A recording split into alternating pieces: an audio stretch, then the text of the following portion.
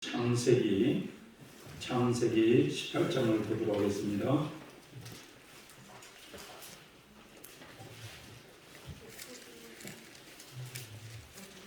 창세기 18장 17절부터 33절까지 한번 읽어보도록 하겠습니다. 창세기 18장 17절부터 33절까지입니다. 한 절 한 절 우리 한번 읽어보겠습니다. 시작. 여호와께서 가라사대 나의 하려는 것을 아브라함에게 숨기겠느냐? 아브라함은 강대한 나라가 되고 천하 만민은 그를 인하여 복을 받게 될 것이 아니냐? 내가 그로 그 자식과 건색에게 명하여 여호와의 도를 지켜 의와 공도를 행하게 하려고 그를 택하였나니 이는 나 여호와가 아브라함에게 대하여 말한 일을 이루려 함이니라. 여호와께서 또 가라사대 소돔과 고모라에 대한 부르짖음이 크고 그 죄악이 심히 중하니 내가 이제 내려가서 그 모든 행한 것이 과연 내게 들린 부르짖음과 같은지 그렇지 않는지 내가 보고 알려 하노라. 그 사람들이 거기서 떠나 소돔으로 향하여 가고 아브라함은 여호와 앞에 그대로 섰더니 가까이 나와 가로되 주께서 의인을 악인과 함께 멸하시나이까? 그 성 중에 의인 50이 있을지라도 주께서 그곳을 멸하시고 그 50 의인을 위하여 용서치 아니하시리이까? 주께서 이같이 하사 의인을 악인과 함께 죽이심은 불가하오며 의인과 악인을 균등히 하심도 불가하니이다. 세상을 심판하시는 이가 공의를 행하실 것이 아니니이까? 여호와께서 가라사대 내가 만일 소돔 성 중에서 의인 50을 찾으면 그들을 위하여 온 지경을 용서하리라.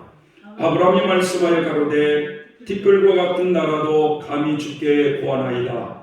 50 의인 중에 5인이 부족할 것이면 그 5인 부족함을 인하여 온 성을 멸하시라니까? 가라사대 내가 거기서 45인을 찾으면 멸하지 아니하리라. 아브라함이 또 고하여 가로되 거기서 40인을 찾으시면 어찌 하시려나이까? 가라사대 40인을 인하여 멸하지 아니하리라. 아브라함이 가로되 내 주여 노하지 마옵시고 말씀하게 하옵소서. 거기서 30인을 찾으시면 어찌 하시려나이까? 가라사대 내가 거기서 30인을 찾으면 멸하지 아니하리라. 아브라함이 또 가로되 내가 감히 내 주께 고하나이다. 거기서 20인을 찾으시면 어찌 하시려나이까? 가라사대 내가 20인을 인하여 멸하지 아니하리라. 아브라함이 또 가로되 주는 도하지 마옵소서. 내가 이번만 더 말씀하시리이다. 거기서 10인을 찾으시면 어찌 하시려나이까?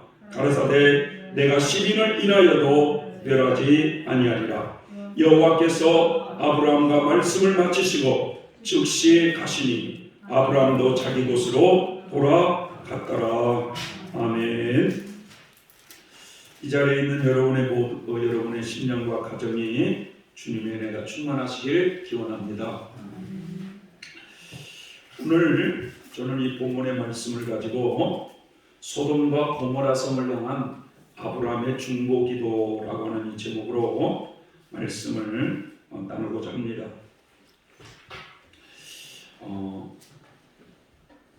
몇 년 전에 충주에 있는 우리 천주교 서점에 가서 요즘 많은 신자들에게 읽혀지고 있는 책이 어떤 책입니까? 라고 물으니까 그분이 이 책을 권해주시는 거예요. 이 책이 뭐냐면 벼락을 맞았습니다 라고 하는 이 책이 천주교에서 매우 인기가 있다고 그렇게 하면서 이 책을 권해주셨습니다. 그래서 제가 이 책을 읽어봤는데 이 책의 주인공은 이 콜롬비아의 오르티지라고 하는 한 여인의 이야기입니다. 이 오르티지라고 하는 이 여성분은 천주교 신자였습니다. 그런데 주일이 되면 성당에 가서 미사를 보기는 하지만 모든 것이 형식적인 여자였어요. 교회는 다녔지만 정말 세상적인 여자였어요. 자신의 영혼에는 관심이 없어요. 그리고 세상 것에 관심이 많았던 여자였습니다. 얼마나 이분이 말이죠, 자신의 그 몸매를 가꿨는지 하루에 4시간에서 5시간 자신의 몸매를 가꾸는데 투자했던 그런 여자라고 합니다. 그랬던 그녀가 어느 날 실제적으로 벼락을 맞아가지고 온몸에 숫덩이가 되어버립니다. 그래서 그녀는 중태에 빠졌고 의식을 잃은 상태에서 그 영혼이 이 하나님의 심판대라고 하는 그 심판대 앞에 서서 지금까지 자기가 살아왔던 그 인생에 대한 어마어마한 책망을 받는 이런 내용으로 되어 있습니다. 지금까지 자신이 살아왔던 그 인생이 하나님의 그 심판대 앞에서 낱낱이 심판을 받게 되자 이 여인은 너무나 당황했고 놀랐던 것입니다. 그런 여인이 다시금 이 지상으로 이제 돌아올 수 있었던 그 이유에 대해서 예수님이 말씀을 해주십니다. 그 이유는 그 여인은 자기가 생전에 한 번도 보지 못한 웬 어떤 시골 농부가 자신을 위해서 간절히 눈물로 기도하는 그 중보 기도의 덕분이라고 하는 것을 알게 되었습니다. 예수님께서 너는 이제 곧 지상으로 돌아가게 될 것인데 네가 지상으로 돌아갈 수 있었던 것은 너를 전혀 알지 못했던 어느 시골 농부가 너를 위해서 간절하게 기도한 덕분이라고 주님은 알려주십니다. 그러면서 그 천상에서 그 농부를 좀 보아라 라고 하면서 그 농부의 삶을 천상에서 싹 이렇게 비춰주는 거예요. 그래서 그 시골 농부는 어떤 사람이었느냐? 결코 여유 있는 사람이 아니었습니다. 정말로 하루하루 힘든 세상을 살아가고 있었던 농부였습니다. 3년째 그 지방에 흉년으로 인해 가지고 경제적인 고통이 말이 아니었어요. 그런 가운데 최근에는 아들이 하나 있는 이 아들이 게릴라에게 잡혀가서 소식이 끊어져 버렸습니다. 아들이 죽었는지 살았는지도 소식도 끊기고 심지어 집안에 있는 이 닭과 오리마저도 이 산 짐승들이 내려와 가지고 그것을 다 잡아먹어 버렸어요. 여러분 3년째 흉년이 들어서 먹고 사는 것도 굉장히 힘든 가운데 있죠. 아들마저 게릴라에게 잡혀가서 소식이 단절되어 있죠. 집안에서 키웠던 닭과 오리마저 산 짐승들에게 잡아 먹히게 되었을 때 하나님을 원망하고 불평이 나올 수밖에 없는 그런 환경임에도 불구하고 이 농부는 주일 아침이 되자 그 마을에 있는 성당에 가서 미사에 참석을 합니다. 그리고 그런 어려운 환경에도 하나님께 그 감사의 고백을 드리면서 헌금을 드려요. 그리고 예배를 마치고 집으로 돌아오는 길에 그 가게에 들러가지고 일용할 양식을 사가지고 이제 요리를 해서 먹으려고 가게에서 이제 음식을 샀는데 그 가게 주인이 아마 신문지에다가 그걸 싸서 줬나 봅니다. 그래서 집에 도착해서 그 신문지에 말려있는 그 음식을 요리해서 먹으려고 할 때 신문지를 딱 피니까 그 신문지 전면 광고에 벼락을 맞아 온몸이 숫더기가 되어버린 한 여인의 모습과 함께 그 기사 내용을 그분이 보게 된 거예요.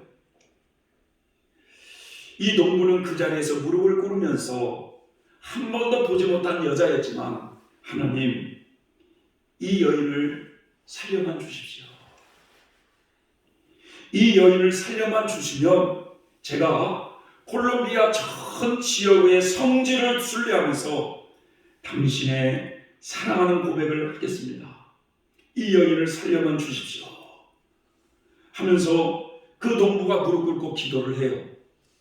하나님은 그 여인에게 지금 시골 동부의 모습을 보여주면서 네가 지금 지상으로 돌아갈 수 있었던 것은 바로 저 농부의 진심 어린 중보의 기도라고 예수님이 가르쳐 주십니다.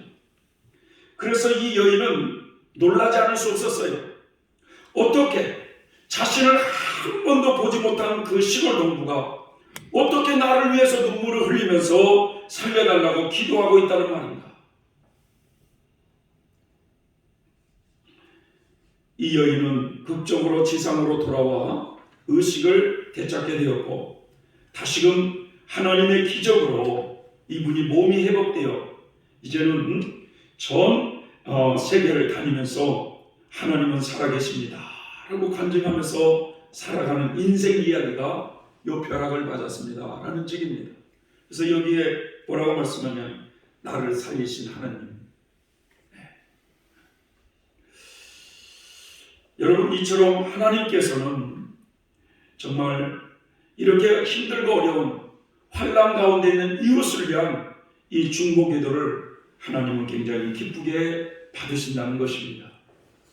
우리가 하나님께 많은 기도를 올려드리죠. 그러나 우리 자신을 위한 기도도 중요하지만 더 우리의 기도의 폭을 넓혀서 이렇게 환난 속에 있는 그런 비록 내가 알지 못한다 할지라도 그런 이웃을 위해서 기도하는 영혼들을 하나님은 굉장히 기뻐 받으신다는 것입니다. 어느 목사님이 간증에 그런 얘기가 있어요. 어느 날 자신이 영국에 집회를 하기 위해서 그 영국을 간 일이 있었다고 합니다. 그런데 어느 교회에서 이제 집회를 마치고 한 할머니와 대화를 하게 됐는데 그 할머니가 그 영국에 있는 그 할머니가 놀라운 간증을 하더라는 거예요. 그 할머니는 대한민국의 6.25 전쟁을 50년대 있었던 6.25 전쟁을 우리나라에서 일어났었던 그 6.25 전쟁을 어느 날 영국 신문을 통해서 저 대한민국이라는 나라에 전쟁이 일어났다는 소식을 접하게 되었답니다. 그 뒤로부터 이 할머니는 비록 영국 사람의 할머니지만 대한민국을 위해서 아주 오랫동안 하나님께 기도를 해왔다고 하는 이야기를 이 목사님이 들었던 거예요. 그래서 참 여러분 이것이 얼마나 놀라운 이야기입니까 여러분? 예? 자신과 직접적인 관계는 없지만 하나님을 믿는 한 사람으로서 먼 나라에 전쟁이 일어났다고 하는 이 소식을 듣고 그 나라를 위해서 수년 동안 기도한다고 하는 것은 여러분 얼마나 귀한 일입니까? 그래서 그분이 그렇게 그 목사님이 그런 고백을 했다는 거예요. 우리나라가 복받은 이유가 그냥 이루어진 게 아니었구나. 우리나라에 이렇게 복음의 꽃을 피우고 경제성장을 이룬 것이 그냥 된 게 아니었구나 하는 것을 깨닫게 되었다고 합니다. 오늘 이 본문의 말씀을 보면 아브라함이 소돔과 고모라 성을 위해서 하나님께 매달려 기도하는 이 장면이 나옵니다. 원래 이 소돔이라고 하는 도시는요, 모든 것이 풍요로운 도시였어요. 창세기 13장에 보면은 아브라함과 롯이 가축들이 많아졌어요. 그래서 땅은 한정이 돼 있고, 그래서 같이 살 수가 없어서 아브라함과 조카 롯이 헤어지게 될 때 이 롯이 선택한 곳이 어디냐? 소돔 땅이었습니다. 그런데 이 롯이 그 소돔 땅을 바라볼 때 성경에 뭐라고 말씀하냐면 소돔이라고 하는 도시는 온 땅에 물이 넉넉하니 곧 여호와의 동산 같고 애굽 땅과 같더라라고 표현해주고 있어요. 에덴 동산과 같더라는 거예요, 여러분. 예수께서 16장 49절부터 50절을 보면 소돔 땅은 식물이 풍족함이 있었고 그리고 그 도시는 태평했다고 말씀하고 있습니다. 여러분 여호와의 동산같이 아름다운 것, 먹을 것이 풍요로운 도시, 아주 태평한 도시였는데 그 도시 사람들이 어느 날부터 도덕적으로 타락했습니다. 도덕적으로 타락하여 사람들이 악하고 음란한 도시가 된 거예요. 그 도시는 특별히 이 동성애가 심했던 곳입니다. 하나님께서 이런 말씀을 하십니다. 나는 소돔과 고모라 백성에게 대한 나쁜 이야기를 많이 들었다는 거예요. 하나님이. 그들은 너무 악하다. 이제 내가 내려가서 그들이 정말로 그토록 악한지 살펴보기 위해서 하나님이 이 땅에 내려왔다고 말씀을 하십니다. 하나님께서는 다른 두 천사와 함께 이 땅에 내려오셨는데 이때 하나님은 아브라함에게 그 비밀을 이야기를 해줘요. 내가 지금 하려고 하는 일을 어떻게 아브라함에게 숨기겠느냐 라고 말씀하시면서 저 소돔성을 심판하시고자 하는 그 하나님의 비밀을 아브라함에게 말씀을 해줘요. 야고보서 2장 23절을 보면 하나님은요 아브라함을 그는 나의 벗이라고 말씀하셨어요. 하나님의 친구라는 의미입니다. 그만큼 하나님은 아브라함을 사랑했던 사람이에요. 아주 친한 친구에게는 비밀이 없듯이 하나님께서 지금 하시고자 하시는 이 소돔성에 대한 심판의 계획을 아브라함에게 알려주고 있는 것입니다.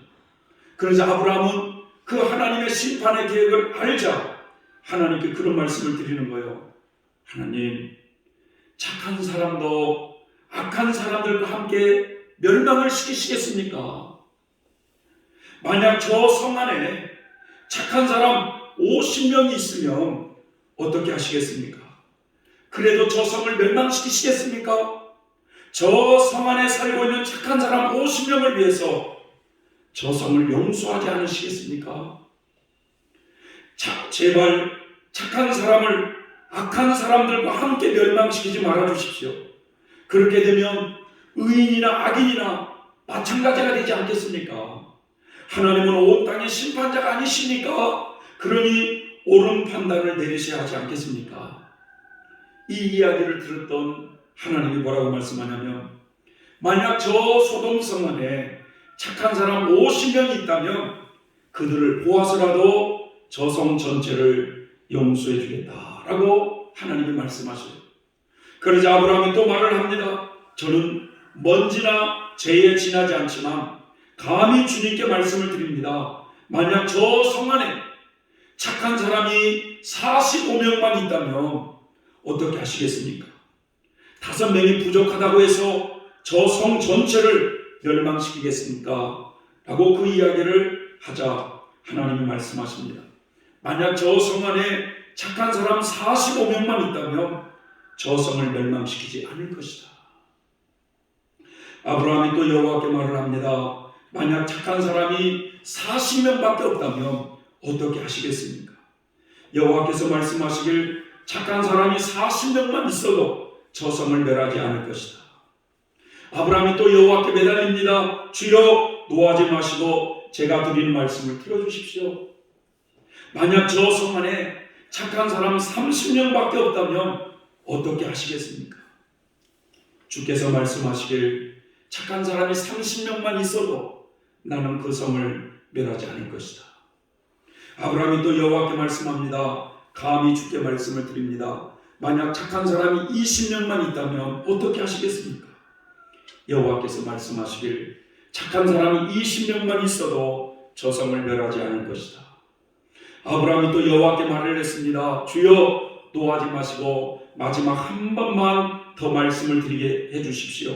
만약 저 성에 10명이 있으면 착한 사람 10명이 있으면 어떻게 하시겠습니까?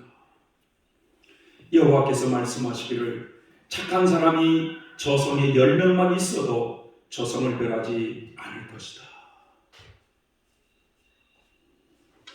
아마 아브라함이 하나님 저 성에 하나님의 마음에 드는 의인 착한 사람 한 사람만 있어도 저 성을 멸하시겠습니까? 라고 묻는다면 하나님은 뭐라고 대답을 해줬을 것 같습니까? 저 성에 의인 한 사람만 있어도 나는 저 성을 멸하지 않을 것이라는 게 주님의 마음이십니다. 여호와께서는 아브라함과 말씀을 마치신 뒤에 그곳을 떠나셨어요. 아브라함도 자기 집으로 돌아왔습니다.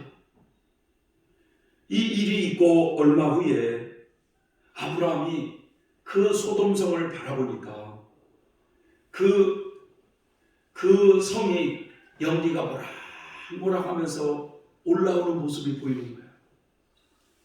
결국 소돔성이 망하게 됩니다.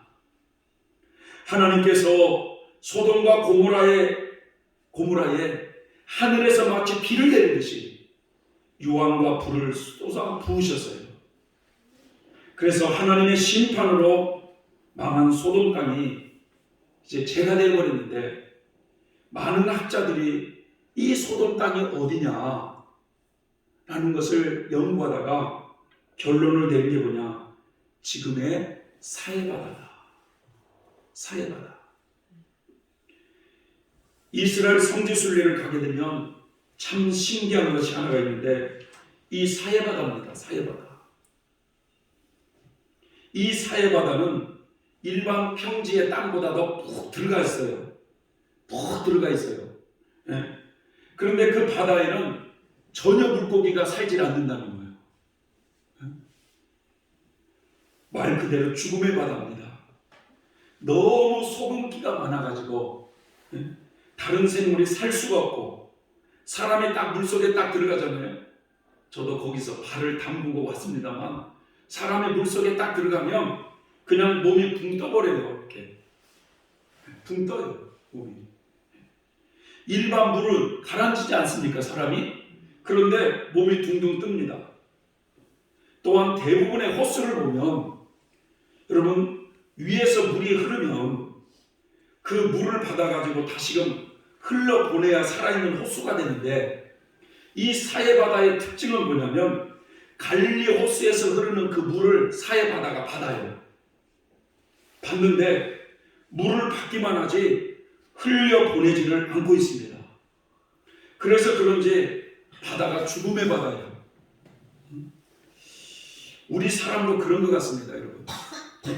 하나님의 은혜를 받으면 그 은혜를 여러분 남에게 흘려보낼 줄 알아야 살아있는 신앙이 되는데, 받기만 하고 흘려보내질 못하면 죽은 신앙이 되는 것 같아요.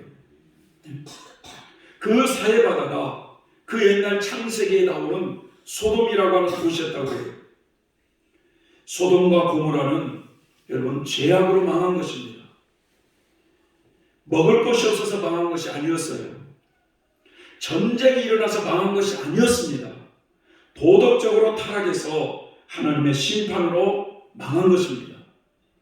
잠언서 14장 34절을 보면, 의인은 나라를 영화롭게 하고 죄는 백성을 욕되게 하느니라 라는 말씀이 있어요. 그러니까 의인이 많으면 많을수록 여러분, 한 나라가 번영되기 위해서는 착한 사람이 많이 있으면 되는 거예요. 그러니까 의인은 나라를 영화롭게 한다고 그러잖아요.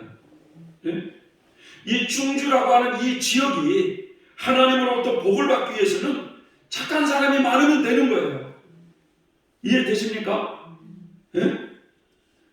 남을 배려할 줄 알고, 이웃을 사랑하면서 자신을 희생할 줄 아는 그런 착한 사람이 많이 있으면 그 도시는 복을 받게 되어 있어요. 하지만 악한 사람이 많으면 어찌 되겠습니까, 여러분? 망하는 거예요. 망하는 거예요.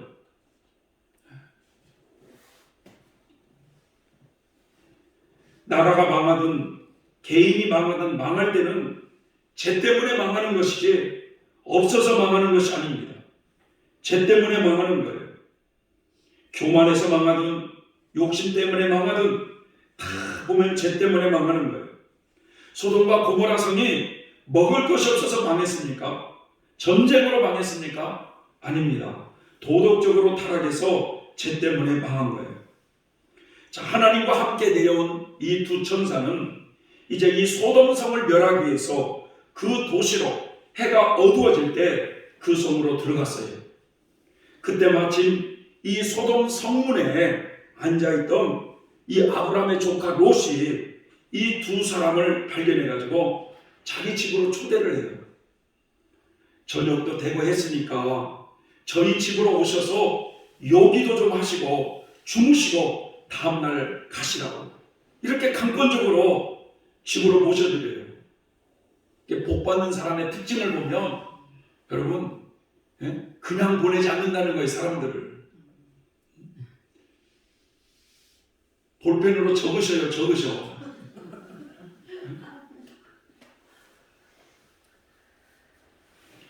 이 롯이 말이죠. 그 해질무역의 두 사람을 제발 우리 집으로 오셔가지고 이제 저녁도 됐으니까 요기도 하시고 주무시고 다음날 가시라고 이렇게 강권적으로 그 집으로 모시게 되었는데 그때 말이죠. 이 소돔 사람들이 롯의 집으로 몰려들기 시작하는 거예요. 이 소돔 사람들이 얼마나 악한지 한번 보세요.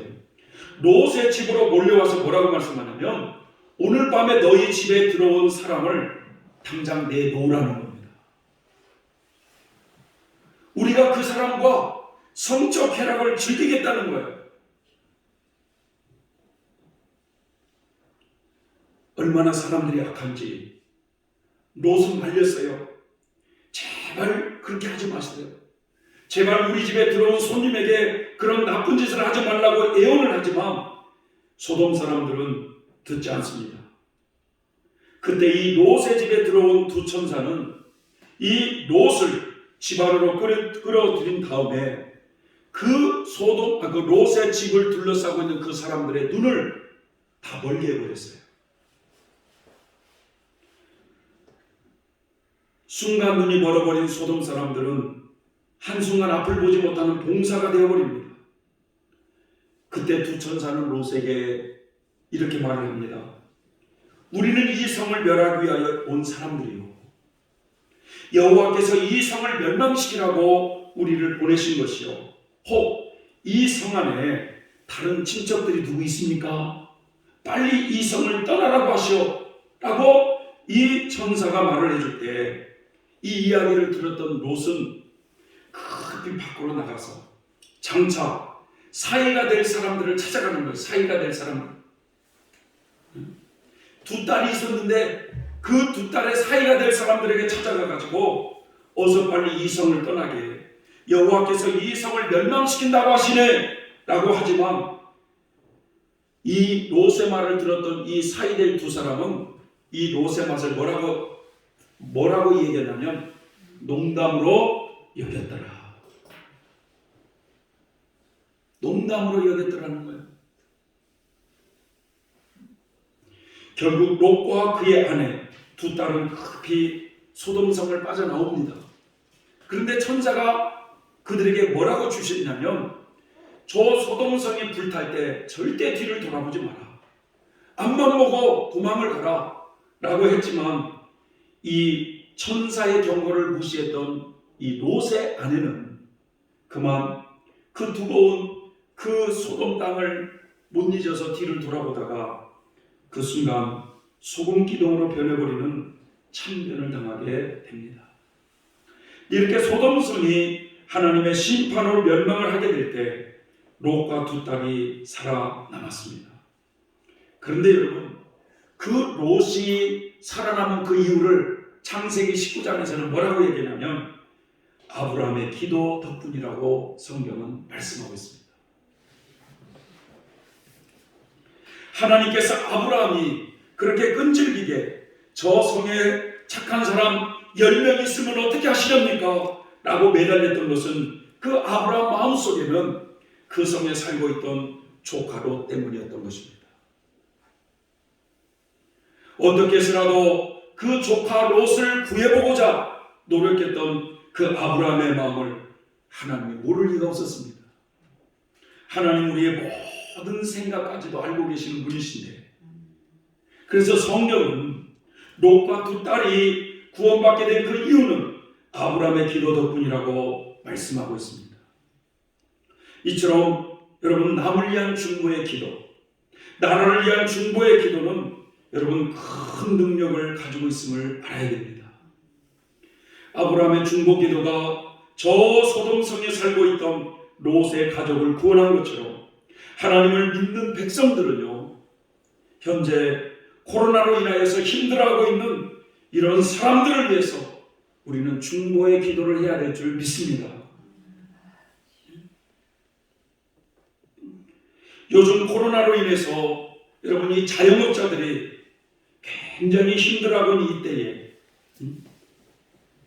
하루하루 한 달 수입이 있어야 뭐 갚을 것도 갚고 생활할 것도 생활을 하는데 뭐 장사를 못하니 수입이 없으니 여러분 얼마나 그 사람들이 힘들어하겠습니까? 이럴 때에 그런 힘들어하고 있는 환난 속에 있는 사람들을 위한 중보의 기도, 나라가 코로나로 인해서 굉장히 어려움을 당하고 있을 이때 나라를 위한 그 중보의 기도, 일본이라는 나라가 사상 이래로 지금 눈이 쌓이고 그래가지고 완전히 고속도로가 수많은 차로 마비돼 버리고 그럴 때 그런 모습을 보면서 저 어려움을 당하는 일본 사람들을 위한 중보의 기도, 그런 고통받고 있는 이 모습을 보고 하나님께 자비를 구하는 이 중보의 기도를 하나님은 반드시 들어주실 줄 믿습니다. 우리 하나님의 백성들은 그런 기도를 할 줄 알아야 된다는 거예요. 하나님은 그것을 원하고 계세요. 우리나라 6.25 전쟁을 둘러싼 그런 교회 문서에 두 장소에서 나라를 위한 이 기도회가 있었음을 알 수가 있습니다. 한 번은 전쟁이 발발한 후에 81일 만에, 여러분 전쟁이 북한에서 전쟁을 딱 터뜨려서 밀고 들어올 때 81일 만에 이 낙동강까지 북의 침략에 밀린 절체절명의 위기 속에서 이 300여 명의 목사님들이 부산 대신동 초등학교에 모여서 그때 일주일을 금식하면서 회개하며 나라를 위해서 기도했다고 합니다. 그때가 장마철임에도 불구하고 화창한 날씨가 계속되어서 B-29기가 이 낙동강을 3일 동안 폭격하여서 이 낙동강 전선을 적이 넘지 못하는 일이 일어났다고 해요. 이어서 또한 부산으로 피난온 이 목회자 250여 명을 수용했던 부산 초량교회에서 거기에 숙식하는 교역자들을 중심으로 민족을 위한 구국기도회가 있었다고 해요.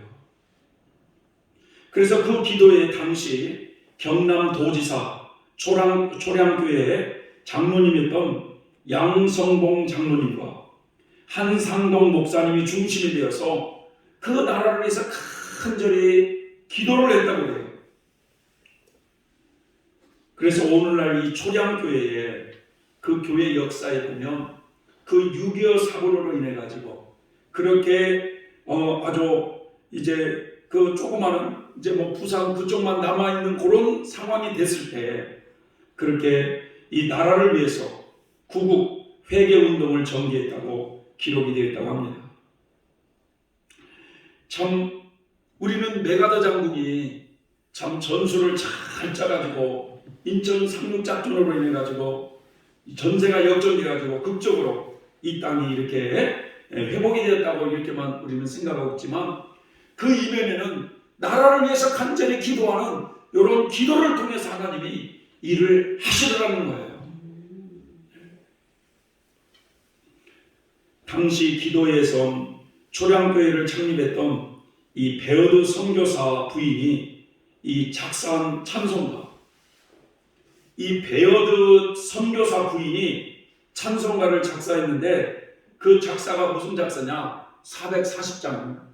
멀리 멀리 갔더니 저량하고 고나며 슬프고 또 외로워 정처 없이 다니니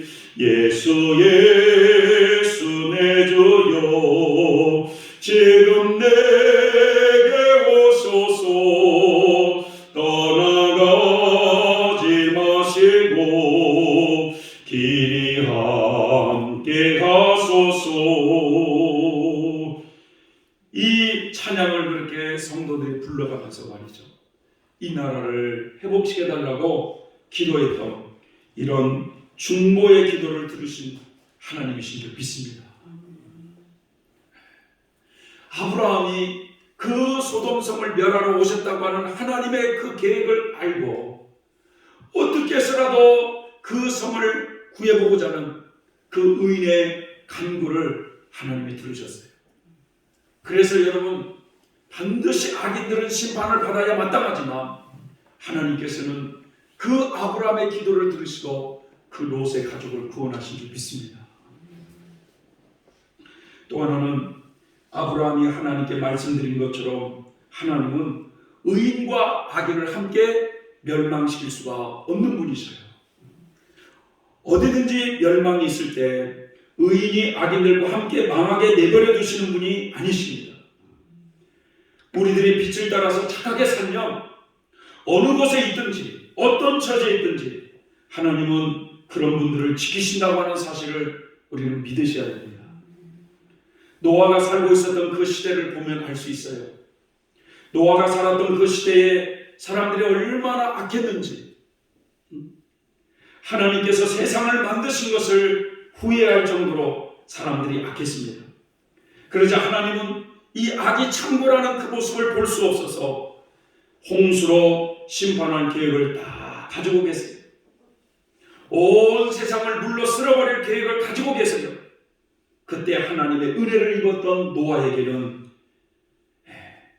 당대의 노아는 의인이었고 완전한 자라고 했던 그 노아에게는 하나님께서 노아의 가족을 보호하기 위해서 방주를 지게 하고 그리고 그렇게 방주로 들어가라고 보호하지 않습니까?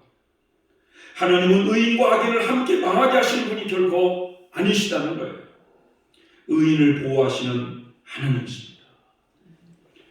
계시록 18장을 보면, 여러분, 계시록 18장을 보면 마지막 온 인류가 하나님의 일곱 대접재앙으로 망하는 장면이 나와요.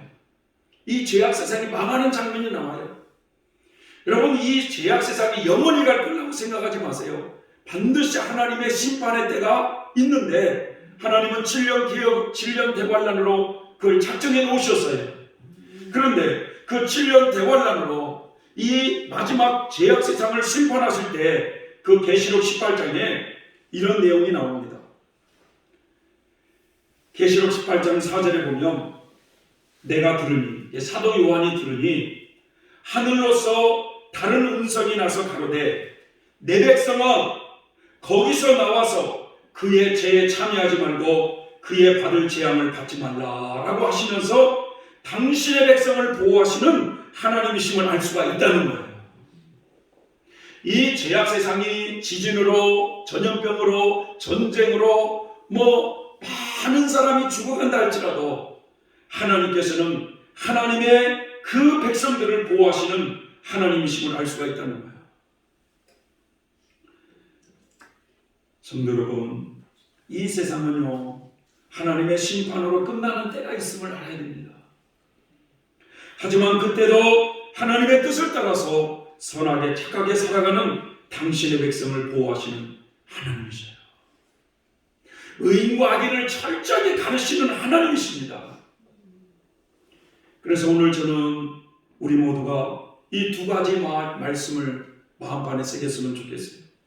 하나는 타인을 위한 중보의 기도, 나라를 위한 중보의 기도, 아주 이것이 굉장히 중요하다는 거예요. 아브라함이 소돔성을 향해서 중보할 때 하나님은 그 기도를 들으시고 소돔성에 살고 있던 조카 롯의 가족을 구원했다는 사실을 우리가 기억하십니다. 그래서 우리의 중보 기도를 통해서 여러분, 우리도 많은 일을 할 수가 있습니다. 사람들은 전혀 모르죠. 내가 저 영혼을 위해서 어떻게 기도하고 있는지 사람들은 전혀 몰라요. 그러나 하나님은 너무나 잘 아십니다. 하늘의 많은 상급을 쌓을 수 있는 것이 바로 이 중보의 기도입니다.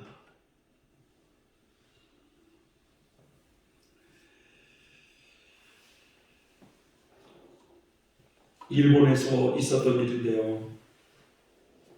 아마 지금으로부터 한 7, 80년 전인 것 같아요. 어느 신부님이 이렇게 그 아주 못 사는 그 빈민촌에 사람들이 살고 있는 그곳을 어느 날 신방하고 돌아와요. 그러면서 그 성당에서 이제 그 얘기를 하는 거예요. 그 가난한 사람들 위한 얘기를 하는 거예요. 그러니까 그 성당을 다니는 어떤 한 자매가 신부님, 저도 언제 한번 거기를 한번 데려가 주세요 라고 얘기를 합니다. 그런데 이 자매님은 어떤 자매님이냐, 가난이 뭔지를 모르고 살았던 자매였어요. 그리고 지금 의대생이었어요. 그 의대를 졸업하면 이제 의사가 될 이런 꿈을 가지고 있었던 그 의대생이 자가용을 타고 다녔어요. 그 당시 때. 그 집안이 얼마나 부유한 집안이었는가를 알 수가 있어요. 그래서 신부님이 그렇게 말씀합니다. 자매님, 거기는 자가용을 타고 갈 수가 없습니다 라고 하니까 알았다고, 그러면은 걸어서 가면 되지 않느냐고 하면서 어느 날 그 신부님을 따라서 그 빈민촌을 이 자매님이 구경하게 된 거예요. 그래가지고 이 자매님이 큰 충격을 받습니다. 세상에서 이렇게 사는 사람도 있구나. 왜? 가난을 한 번도 경험해보지 못했으니까. 자기는 자가용을 타고 이렇게 살아왔는데 세상에 이렇게 사는 사람도 있구나. 거기에 충격을 받았어요. 그래서 이 자매님이 하나님의 큰 부르심을 받아요, 이때. 그래서 자기가 의사가 되고자 하는 이 꿈을 이 자매님이 다 포기하고 자기의 그 삶을 평생 이 가난한 이들을 위해서 중보하며 기도하며 살아야 되겠다고 하면서 세상에서 이제 한번 들어가면 못 나오는 이런 봉쇄 수녀원으로 들어가려고 결정을 해요. 이 사실을 알았던 그 아버지가 노발대발하면서 신부님한테 막 욕을 하며 내 딸을 이상하게 그렇게 했다고 막 욕을 하는데, 그래도 그 딸의 어머니는 신심이 있었는지 신부님 고맙습니다. 내 딸을 정말 좋은 곳으로 인도해 주셔서 너무 고맙습니다 하면서 그 어머니는 그렇게 얘기를 하는 거예요. 나중에 아버지도 자신의 그것을 깨닫고 그 딸이 가고자 하는 그곳에 보내드립니다. 그런데 그 딸이, 그 자매님이 신부님한테 뭐라고 얘기를 하나, 이렇게 얘기를 하는 거예요. 신부님은 사람들을 직접 만나서 돌아다니면서 그렇게 사람들에게 복음을 전하고 구원 역사를 이루시지만 나는 세상을 끊고 이제 수녀원에 들어가서 남은 인생의 삶을 영혼을 구원하는 일에 제가 바치겠습니다. 나중에 신부님과 제가 하나님 앞에 섰을 때 누가 더 영혼을 많이 구원했는지 한번 그때 보십시다. 요 얘기를 하는 거예요.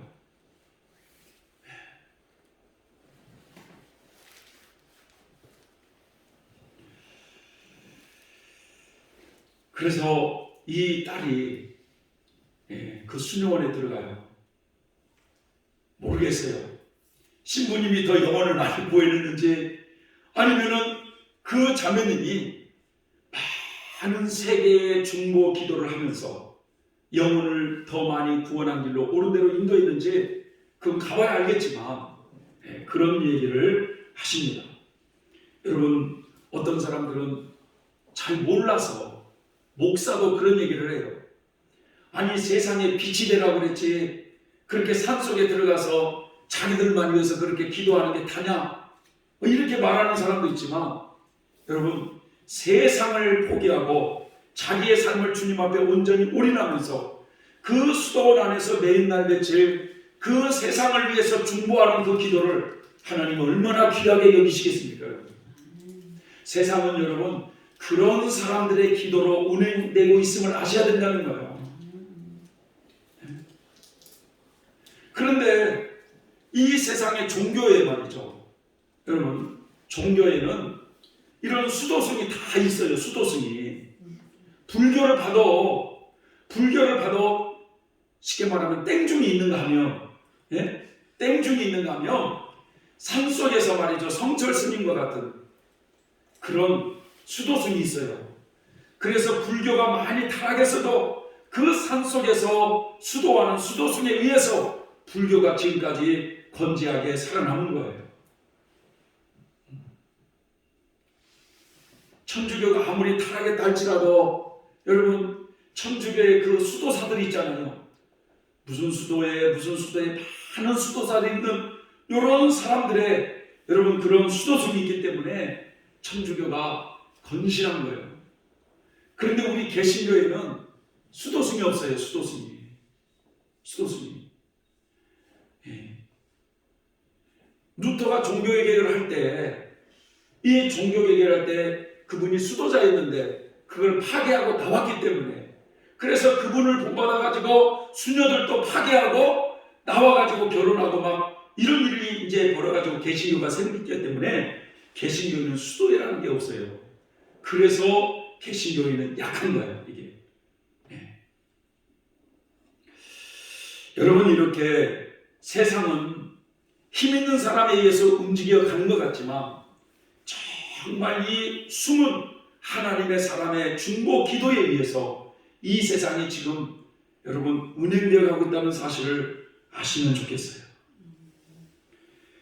오늘 더 나아가서 하나님은 의인과 악인을 함께 망하게 하는 일이 결코 없다라고 하는 이 사실. 그래서 세상이 아무리 시끄럽고 세상이 아무리 혼란스러워도 여러분 하나님의 빛을 따라서 묵묵하게 착하게 살아가는 사람들을 반드시 보호하시는 하나님이심을 여러분 굳게 믿으며 사십시다. 그래서 이제 저희도 이제 월요일부터 수요일까지 이제 2박 3일 동안 금식을 하기로 했어요. 저희 공동체 시흥 수련을 해서 나라가 지금 굉장히 어렵잖아요. 그런 사람이 나라의 뭐라고 그러지? 그걸 보고 애국자.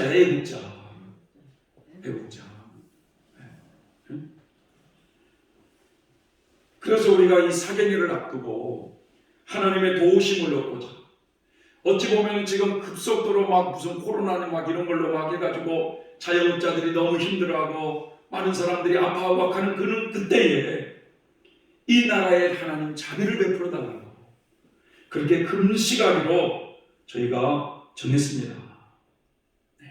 그래서 참여하고 싶은 분은 누구나 오셔도 돼요. 그래서 우리 두 분의 전도사님과 우리 또 김 목사님도 가고 싶어 하는데 김 목사님은 말렸어요. 거기 목사님은 지금 면역력이 떨어져서 금식하면 안 된다.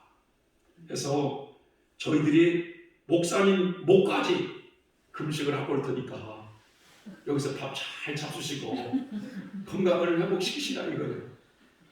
그래서 부족함이 많이 있지만 여러분 하나님의 뜻을 따라서 살아보려고 노력하고 금식으로 하나님의 그 자비를 구하려고 할 때 하나님이 그것을 얼마나 기쁘게 보실까요? 이런 은혜가 우리 몸에게 있기를 바랍니다. 기도하겠습니다. 하나님 아버지 감사드립니다. 오늘 이 아브라함의 중보 기도를 기쁘게 받으셨던 것처럼 힘들어하고 아파하는 영혼들을 위해서, 또 자영업자들을 위해서, 이 세계에 만연된 코로나로 인해서 힘들어하는 영혼들을 위해 중보하는 하나님의 백성들이 되게 하여 주시옵소서. 예수님의 이름으로 기도 올려옵나이다. 아멘. 186장 내주의 보이런 찬양을 드리도록 하겠습니다.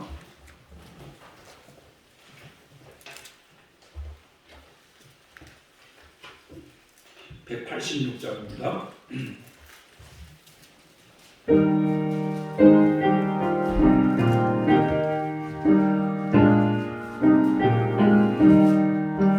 내 주의 보혈은 정한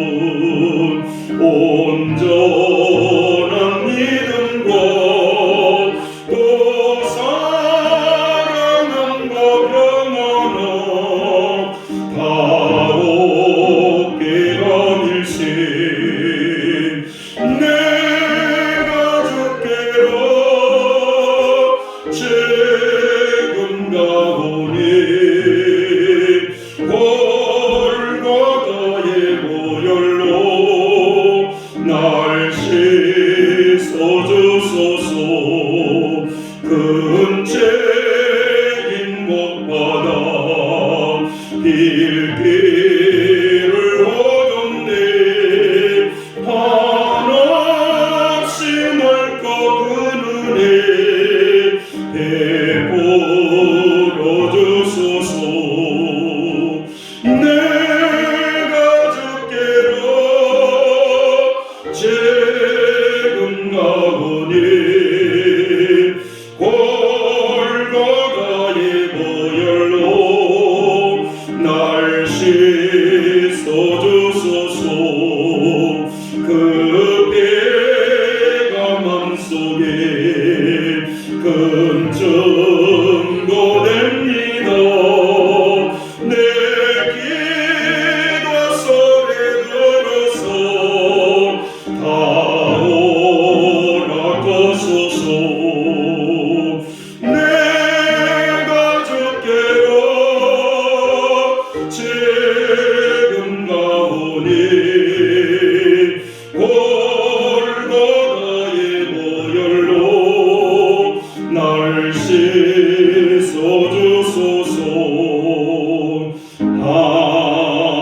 아멘. 사랑의 하나님 아버지, 고맙고 감사합니다.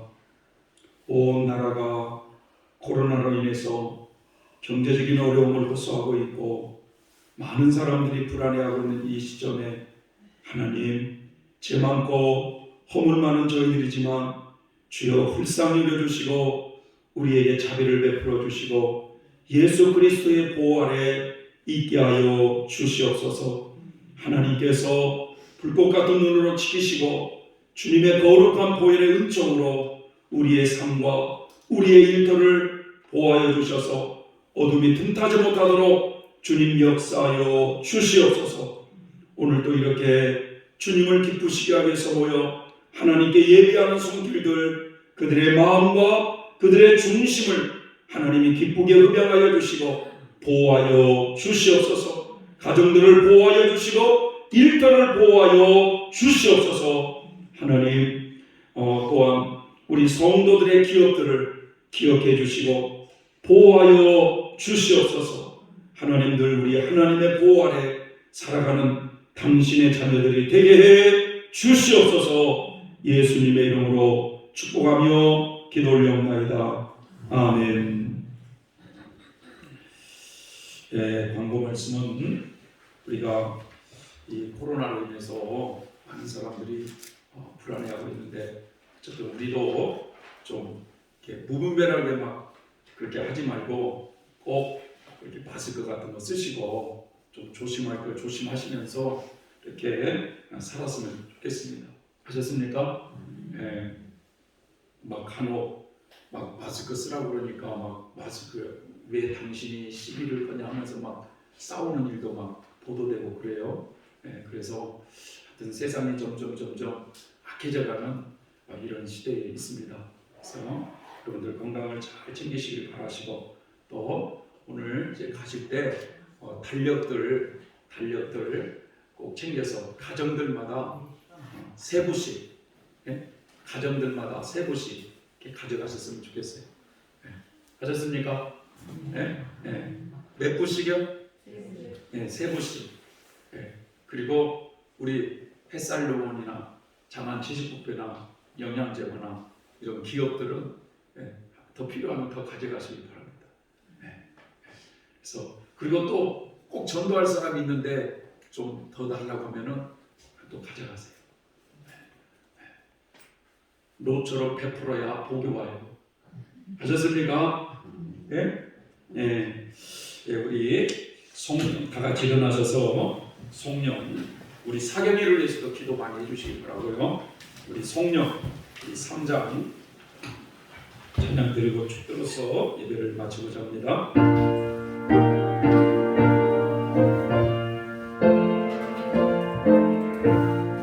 이 존재가 만물 그러나 복 주시는 주여 보아 전능 성부 성자 성령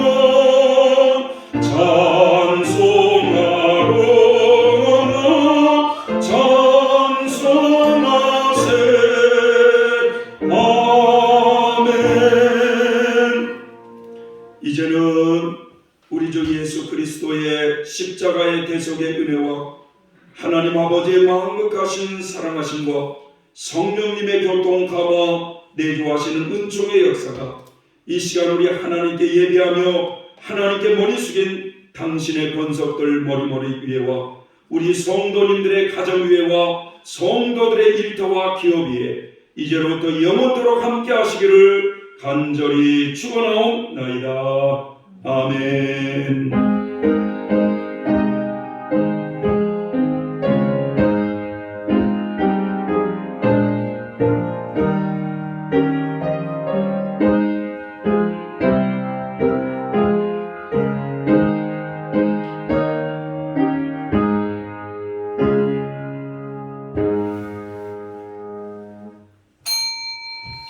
감사합니다.